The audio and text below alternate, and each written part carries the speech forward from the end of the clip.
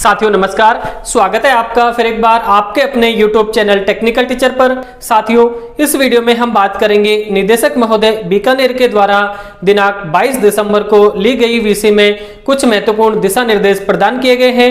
क्या क्या बातें हमें बताई गई हैं, प्रत्येक शिक्षक को कौन कौन से कार्य अनिवार्य रूप से 7 जनवरी से पूर्व किए जाने हैं, RKSMBK की मॉनिटरिंग किस प्रकार से की जानी है, इन सभी की विस्तृत जानकारी के लिए आइए वीडियो को शुरू करते हैं।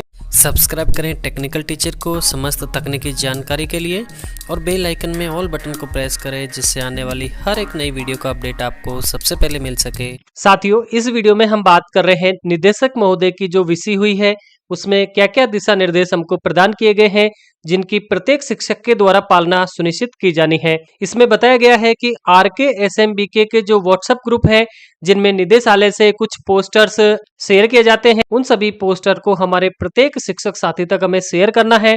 इसके अलावा निदेशालय स्तर से होने वाली साप्ताहिक वेबिनार में प्रत्येक शिक्षक को जुड़ना अनिवार्य है। इससे तात्पर्य है कि RKSMBK से संबंधित हमारे निदेशालय स्तर से प्रत्येक सप्ताह एक वेबिनार का आयोजन होता है।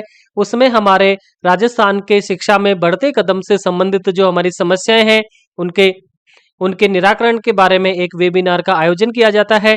उसका लिंक आपको सभी हमारे व्हाट्सएप ग्रुप में शेयर किया जाता है।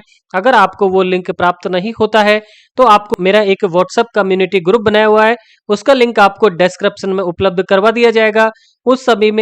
उसमें आपको उस वेबिनार का लिंक प्रति सप्ताह उपलब्ध करवाया जाता है।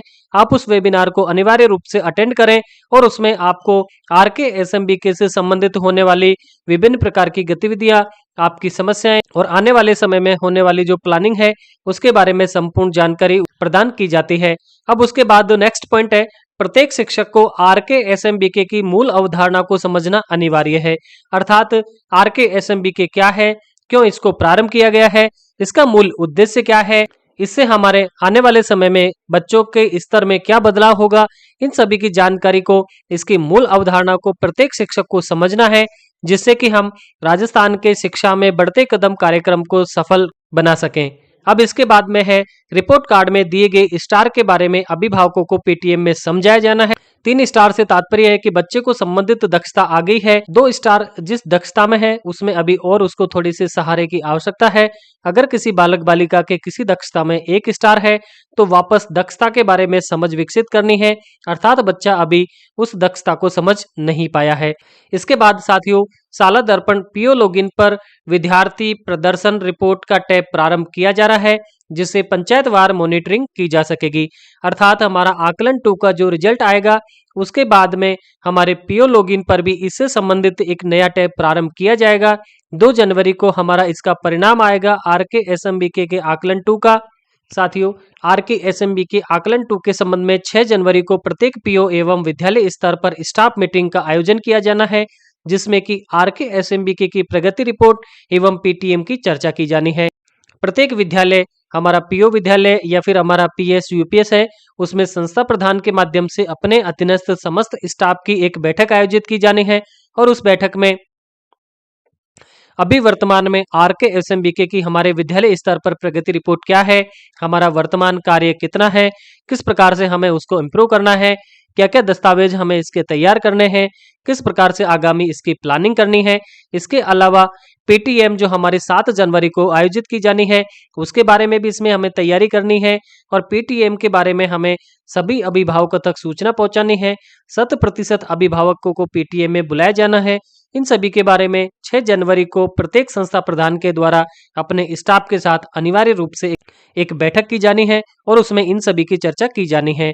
साथियों RKSMBK आकलन 2 के रिपोर्ट कार्ड में हमारा प्रथम आकलन और द्वितीय आकलन इनका परिणाम दिखाई देगा। इसके अलावा अन्य जो विषय हैं हमारे उनकी भी उसमें ग्रेड दिखाई देगी जिसकी हमें साला दर्पण के स्कूल लॉगिन पर प्रविष्टि की जानी है। उसके बाद हमारे रिपोर्ट कार्ड में उसमें उन सभी विषयों का जो ग्रेड है उसको भी शामिल किया जाएगा। अब साथियों हमें प्रत्येक जो हमारा आकलन 2 का जो रिपोर्ट कार्ड है उनको हमें डाउनलोड करना है।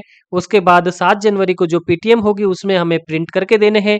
उसमें बच्चे की स्थिति एवं स्टार की जो समझ है उसके बारे में पेरेंट्स से चर्चा की जानी है, क्योंकि उस रिपोर्ट कार्ड में स्टार की जो समझ है वो पेरेंट्स को नहीं है, तो हमें प्रति बालक बालिका के जो स्टार हैं उनके बारे में उनके अभिभावकों के साथ जानकारी को साझा करना है और हमें 6 जनवरी से पूर्व प्रत्येक बच्चों के 100% जो रिपोर्ट कार्ड है उनको प्रिंट कर लेना है।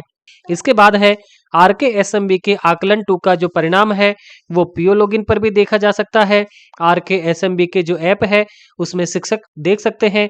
इसके अलावा स्कूल लॉगिन जो हमारा साला दर्पण का है उस पर भी देखा जा सकता है और साला संवाद जो वेबसाइट है उस पर भी जो बच्चे हैं उनके अभिभावक हैं वो देख सकेंगे।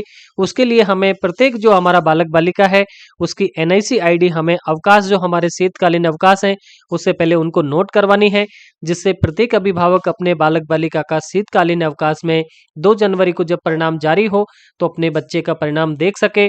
साथियों, RKSMB के ऐप द्वारा प्रत्येक शिक्षक अपने कक्षा के बच्चों का जो परिणाम है उसको डाउनलोड करके प्रिंट ले लेवे। मैं आगे की वीडियो में आपको बताऊंगा कि कौन कौन से दस्तावेज हमारे प्रत्येक कक्षा अध्यापक को RKSMB के अपने विद्यालय स्तर पर अपडेट कर लेने हैं, क्योंकि अब जो भी आपकी RKSMB की किसी भी स्तर से विजिट होती है उसमें उन सभी दस्तावेजों के बारे में अनिवार्य रूप से जांच की जानी है। साथियों, इस PDF को मैंने निदेशक महोदय की जो VC है उसमें दिए गए निर्देश हैं उनको समझते हुए आपकी सुविधा के लिए तैयार किया है। अगर इसमें आपको किसी पॉइंट को समझने में कंफ्यूजन हो तो आप मुझे कमेंट करके पूछ सकते हैं। फिर मिलते हैं ऐसी किसी इंपॉर्टेंट वीडियो में, तब तक के लिए नमस्कार, जय हिंद, जय मां भारती।